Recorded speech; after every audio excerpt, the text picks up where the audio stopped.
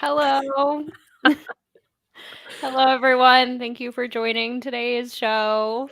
Um, yeah, this is not a victory Monday. This is the saddest Monday that we have had all season. The Packers lost yesterday, and they will not be going to the Super Bowl like they honestly deserve to be. Not that deserve is a word that we like to use in the NFL because carries with it some uncontrollables, but yeah, we're not feeling good, are we, Maggie? No, I felt really good until you hit the live button, and now I feel like I can't contain my emotions anymore. So, Yeah. We've been very blessed, I think. And I don't want to take the show to really like break down the game. We all watched it. We don't need to rehash it. There's some good, there's some bad, there were some ugly. We all watched the same thing. So I think what Maggie and I want to do right now is just like take, the next 20-ish minutes to just say goodbye to a season that by all accounts exceeded both of our expectations, provided us with a lot of highs and very few lows except for this current moment. And the reason that this low feels so harsh and stings so much is because team this felt like the year. We were cautiously optimistic because this happens to the Packers unfortunately quite a bit. But you can't help but start that game last night and think Packers could and should go to the Super Bowl. So I think that's why it stings so much.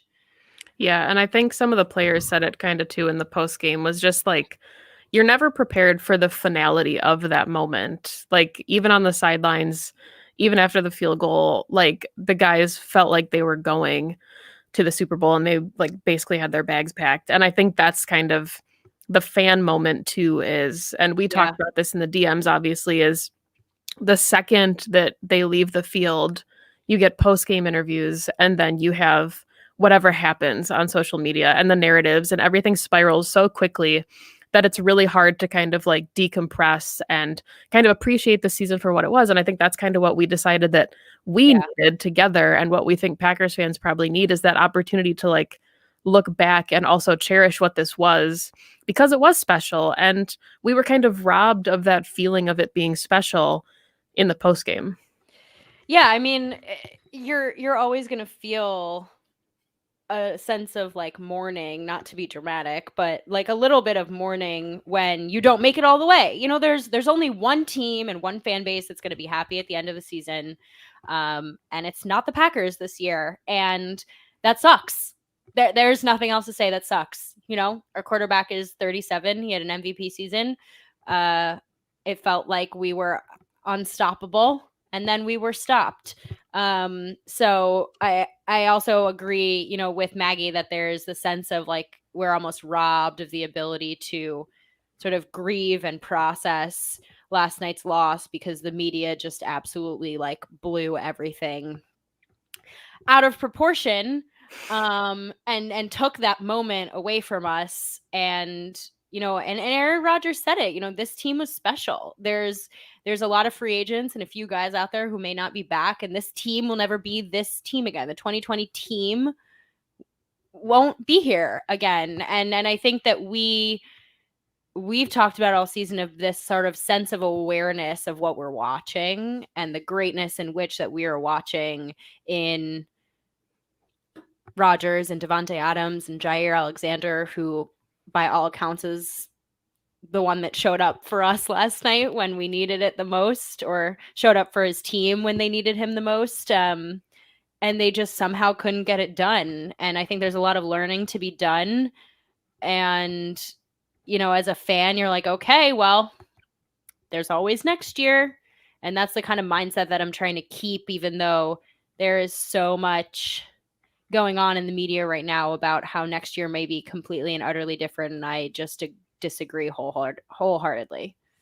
Yeah, and I mean, I think that this feeling that we all feel, like it does feel special and it did kind of slip, but I think that at that same time, like obviously it's because it's so fresh. And then we're going to get to the point of free agency and the draft. And we're going to start to feel really excited again, because for every negative that happened, like in the NFC Championship game, which is just the classic Packer way, unfortunately, the last couple seasons, you also have so many foundational things to build on. Matt LaFleur going into his third year as a head coach, who has a 26-6 record in the regular season.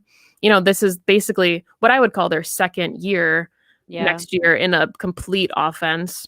Probably will have a couple new pieces on both sides of the ball, potentially some new coordinators. That remains to be seen, I guess, at this point. But no, there will be a new special teams coordinator, and there will be a new defensive coordinator. 100%. Yeah, I mean, I hope you're right. Like, I don't know how you watched that defensive performance last night and not like, like, yeah, Pettine is not Matt LaFleur's guy. He kept him for continuity purposes after the McCarthy transition.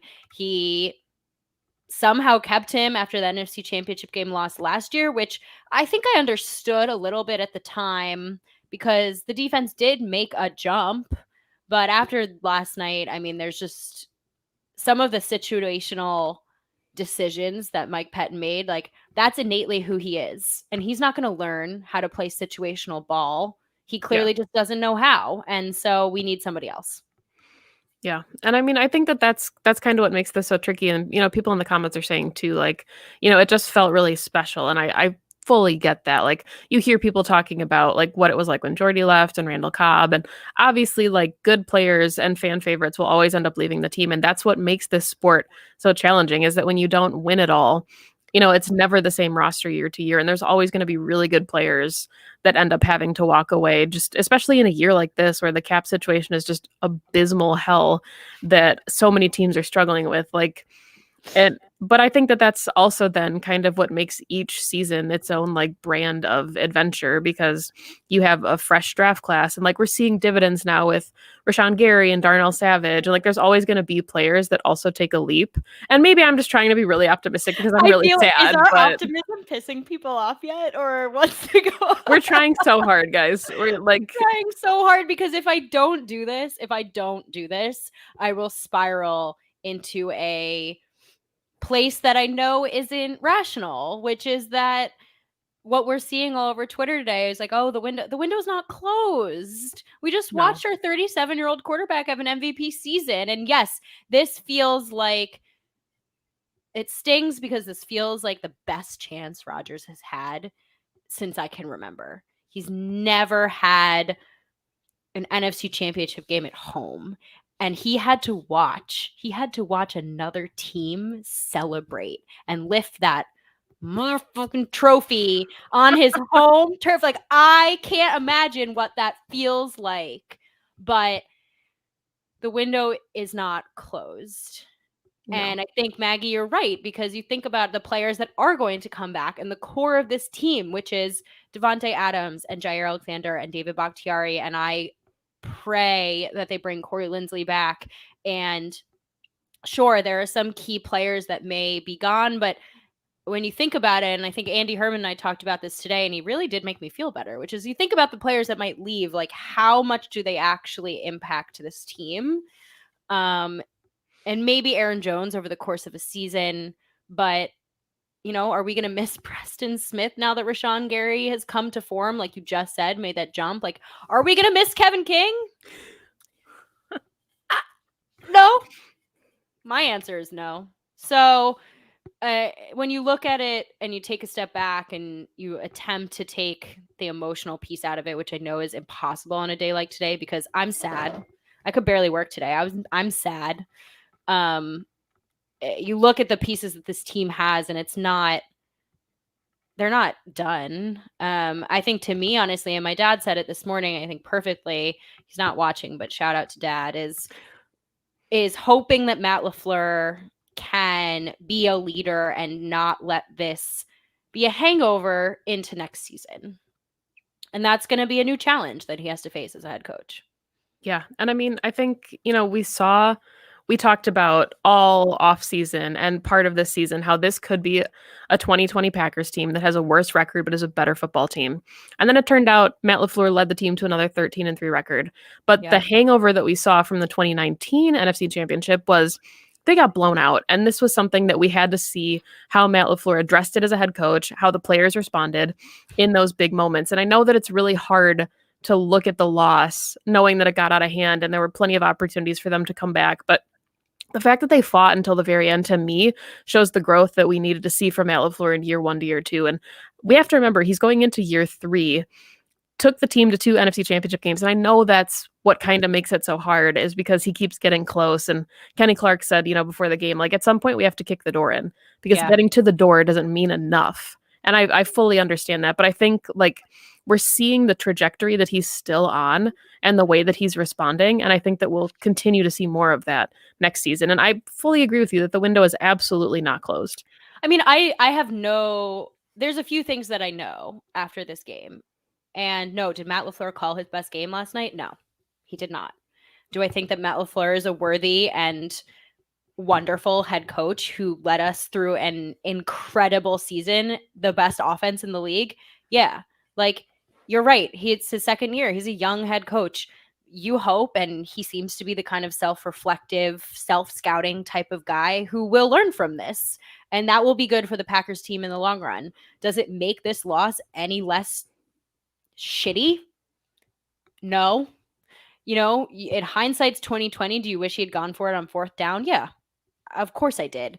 But do I wish that they had done a couple other things before that so that field goal wouldn't have even mattered at the end of the day? Yeah. So I don't think that Matt LaFleur is the problem here. And I know it's easy to blame the head coach, and he'll take it. He'll take all the blame. You look at his presser last night and he's like, it's on me. I'm the head coach. And that's fair. That's the kind of accountability you want in a leader. But there's a lot of other things to point at. I don't think that field goal at the end of the day is what lost them this game. There were so many things that led up to that before that. Yeah, so because the chat seems to really enjoy our optimism, let's try to give them some more of it. And let's talk about, like, this season in its entirety and, like, what's going to be the same going into 2021. And I think the answer is going to be more than we think. Honestly, I think, we talk about this window being open, and I don't think that it's like shutting and they're trying to jump through it. Like, I think it's propped open right now. And I think they've got a couple more years of the window staying propped open. So let's talk about, Devontae Adams is back, like you said. David Bakhtiari, yes, he's dealing with an ACL. He'll come back. Rashawn Gary has looked fantastic. Darnell Savage and Adrian Amos are one of the best safety tandems in the NFL. Jair Alexander owns his own island. Allowed a 0.0% completion rating in the postseason. So, yeah. He picked off Brady twice last night. Like, let's not forget about that. That was amazing. That made my night. And, like, I want to also shout out MVS, because this has been an up and down season. And I know that Packers fans are very like, MVS giveth and MVS taketh away. MVS only giveth yesterday. Yeah. Like, when it came down to the big moment, like the biggest stage that this team has been on so far, MVS showed up. He showed up in a big way. And I think you just, like, the loss cannot be overlooked, even though the Packers lost, because that's a big deal for a guy like him.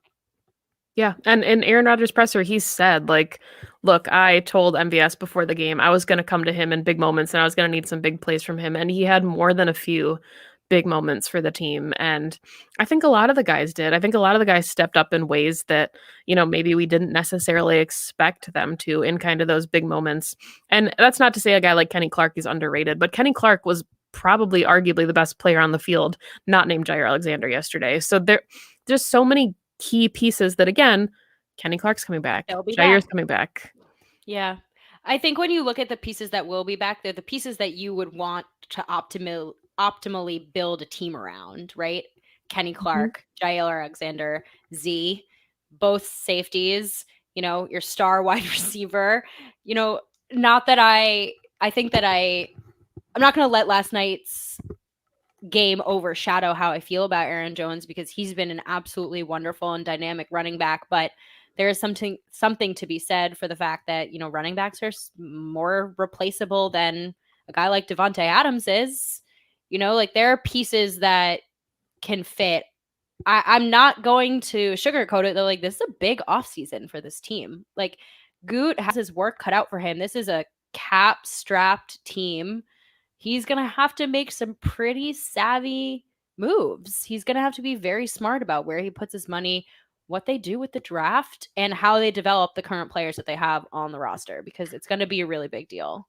Yeah. And I mean, I think that one of the things that's so exciting kind of about the future of the team is that, like, you had said the core pieces are there, and these are all locker room leaders. Like, you still have Aaron Rodgers, you still have Dave Bakhtiari, you still have Davante Adams. On the defense, that Jair is going to lead the team, Adrian Amos, Kenny Clark, Zadarius Smith. Like, these are all guys that in a player-led environment will take whoever is coming under their wing and kind of recreate that atmosphere for the team. Like, I don't think that this camaraderie that the team felt is anything that's going to be lost going forward. I think that it's something that they'll continue to develop, because that's just the kind of head coach that Matt LaFleur is. I mean, they're going to have to. If they let that fall apart, then they're letting themselves lose. Yes, this is heartbreaking. And you watch the press conferences last night and you I cried listening to Aaron Rodgers be that solemn, but you can't let this moment ruin your next entire season like that. And they're professionals, and I fully expect them to not do that. And I appreciate that you said that Aaron Rodgers is going to be back next season, because I don't know who in their right mind decided that it was an appropriate time to even plant that seed in anybody's mind. But Aaron Rodgers is going to be back next season. And honestly, and I'm not going to go on a tangent about this, because I know that we were very upset about it today. And again, it goes back to this like feeling like almost robbed of like the appreciation of this season. But Aaron Rodgers last night in his press conference was devastated, absolutely devastated, and rightfully so. I don't know. That's the reaction I want from my quarterback. That's what I want QB1 to look like and feel like, because that guy gives a damn. That guy knows that something was slipped through his fingers, and he knows what that moment and that opportunity was for his teammates, for his coach, for himself, for the fans, for the legacy, for everything. So I'm glad Aaron Rodgers was upset. I'm freaking glad that he said the things that he said, and I'm not going to interpret it as anything other than a man who is devastated, just like we are, probably times 1,000, who is looking back at a season that we agree was so special and said, damn, we just let an opportunity slip through our fingers. Yeah. That's it. That's all I'm taking from that. So that's my 2 cents. No, I absolutely agree with you. And I mean, I think that we talk about like the revenge tour that is Aaron Rodgers, right? And like, oh, they drafted a quarterback, and then we're going to see scorched earth Aaron Rodgers in 2020, and he goes and he will win the MVP. Maybe we see a little bit of that again, because Aaron Rodgers understands that this was an opportunity that the team let slip, and they finally got it where they wanted it at Lambeau Field. And there were some tough breaks in the game. Davante Adams said before, we're the only team that can beat us, and they beat themselves, like full stop. This was a Packers team that should have gone all the way. So, I mean, we've agreed repeatedly that this window is not closing. And yes, Aaron Rodgers is devastated, and deservedly so. And I think it's even more so for guys like Big Dog. Yeah. It's not even necessarily for himself, but knowing that that one of his best friends, Corey Linsley, likely won't be on the team. And this was that shot. So I'm sorry. I'm sorry. But I mean, like, Aaron Rodgers is going to have more opportunities to get there. Yeah. You hope so. I mean, if he's playing at the level that he's playing, and also, like, let's not look past this. He had a great game last night. Sure, 1 pick, which shouldn't have been a pick, in my opinion, because, a little tug, but just a little. And we're not going to get into the refs, because I just don't care enough to get into the refs. But he did what he needed to do last night. And this is a team sport.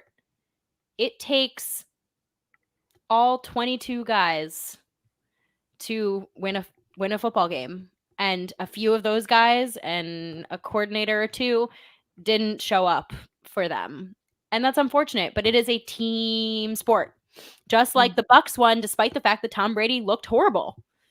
and threw 3 interceptions. Packers should have capitalized on those interceptions. They didn't. So it's so much more like rounded than I think people give any quarterbacks credit for, and it won't change anytime soon. But you have to give Aaron Rodgers credit because he did what he needed to do. Did at times he try to force the ball a little bit? Sure. Did he try to be Superman? Sure. But that's in his nature. Aaron Rodgers is Superman. He's always been Superman. How is he not going to go into Superman mode when he feels that slipping away? So, well, especially like with a Super Bowl berth on the line. Like it's not like this is week 3, right? And he's, forcing things that he shouldn't be forcing. Like I think that there's a big part of it that, yes, there were opportunities there, but we talk all the time about, yes, I mean, and obviously fully a team sport. The Packers had plenty of opportunities to win this one, but Aaron Rodgers, I don't think gets necessarily the credit that he deserves for a lot of these really good performances that he has in big moments.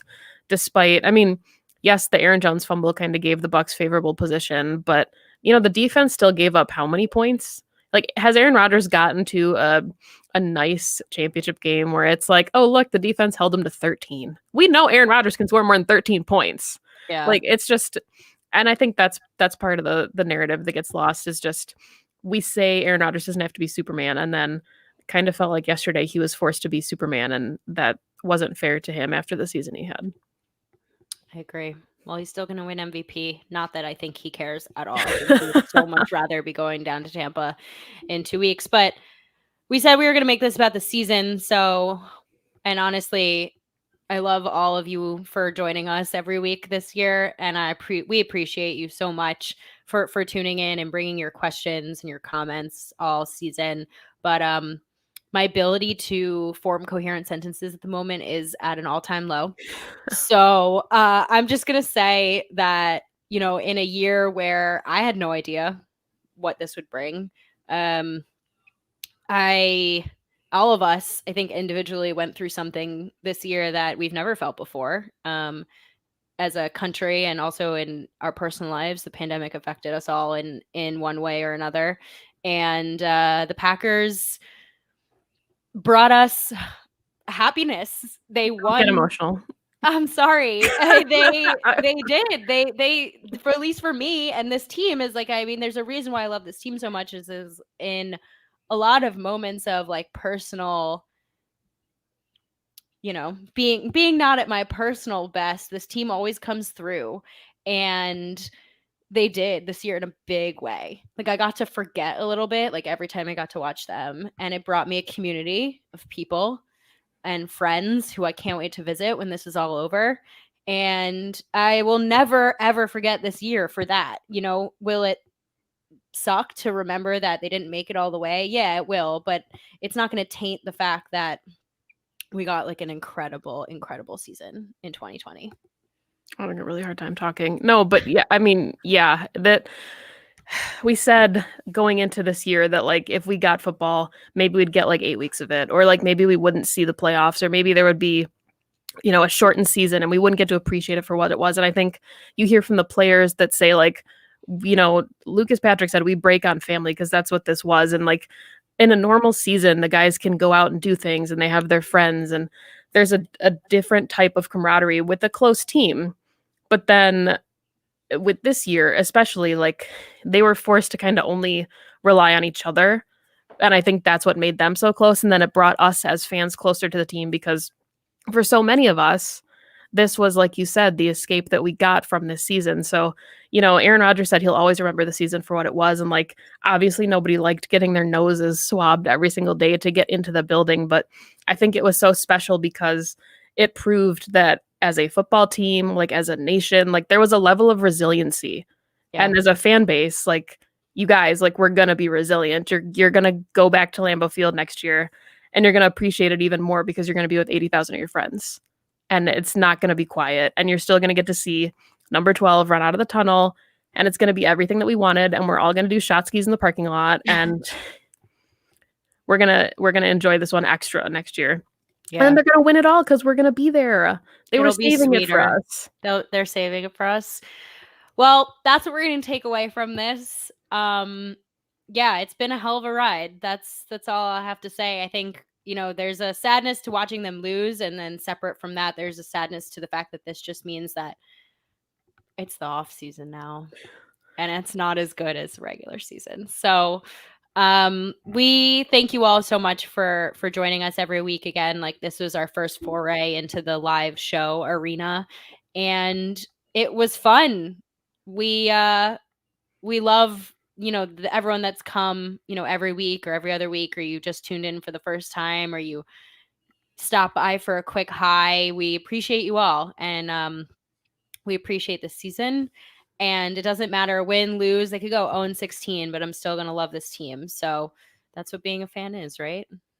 Yeah. And I mean, I think that's kind of what made this season so special too. Like you said, is like, we have Pax What She Said, and then, you talked to us a little bit on Twitter, but then each week we got to come here and hear all of your comments every week, whether it was all of us complaining together about something specific or all of us like relishing a moment. And, we're really grateful for that. So please, if you want to get in touch with us in the off season, obviously find us on Twitter. You can find the podcast at PWSS Podcast. We're still going to do that all off season. It's going to be kind of a struggle bus getting content out for about a month here, but we promise to do it. And yeah, don't be strangers. Don't be strangers. Exactly. That's why Twitter is lovely and awful, but the lovely part is because it connects all of us, right? So yeah, I guess we have to sign off the same way we always sign off. Absolutely. Go Pack, go. Pack, go. Thank you all. Oh, I'm struggling.